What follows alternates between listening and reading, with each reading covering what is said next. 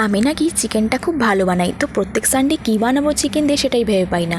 তো আজকে বানালাম চিকেনের লাল ঝোল। তো প্রথমে চিকেনটাকে ভালো করে ধুয়ে লঙ্কা গুঁড়ো, হলুদ গুঁড়ো, নুন, ধনে গুঁড়ো, জিরে গুঁড়ো, গরম মশলা গুঁড়ো আর রেড চিলি সস দিয়ে ভালো করে ম্যারিনেট করে রেখে দিয়েছিলাম। তারপর কড়াইতে তেল গরম করে তাতে পেঁয়াজ কুচি করে ভালো করে ভেজে নিতে হবে, কাঁচা গন্ধটা গেলেই হবে। তারপর টমেটো কুচি দিয়ে ভালো করে ওটাকে ভেজে নিতে হবে। আর টমেটোটাকে আমি 2 মিনিট ঢেকে রেখেছিলাম যাতে নরম হয়ে যায়।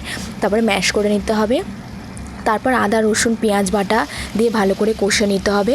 তারপর আমি 10-12টা মতন কাঁচা লঙ্কা চিড়ে রেখেছিলাম, সেটা দিয়েও ভালো করে কষে নিতে হবে। কষানো হয়ে গেলে হলুদ গুঁড়ো আর কাশ্মীরি লঙ্কা গুঁড়ো দিয়ে ভালো করে একটু নেড়েচেড়ে নিতে হবে। কাশ্মীরি লঙ্কা গুঁড়োটা দিই কালারের জন্য, যেহেতু লাল লাল চিকেনের ঝোল তো ওটা তো দিতেই হবে। তারপর ম্যারিনেট করা চিকেনটা দিয়ে ভালো করে কষে নিতে হবে।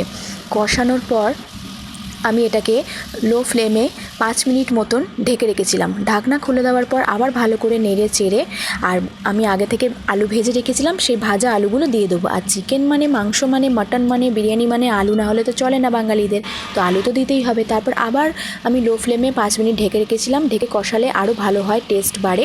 আর যত কষাবেন মাংস তত টেস্ট বাড়বে। তারপর আমি ম্যারিনেট করা বাটিটা ধুয়ে ওইটুকুই জল দিয়েছি, এর বেশি দিইনি। তারপর আবার 10 মিনিট একদম লো ফ্লেমে ঢেকে রেখেছিলাম। ঢাকনা খুলে দেওয়ার পর মাংস সেদ্ধ হয়ে গেলে, আলু সেদ্ধ হয়ে গেলে রেডি। উপর থেকে ধনেপাতা দিয়ে নেবেন আর গরম ভাতে পরিবেশন করে দেবেন।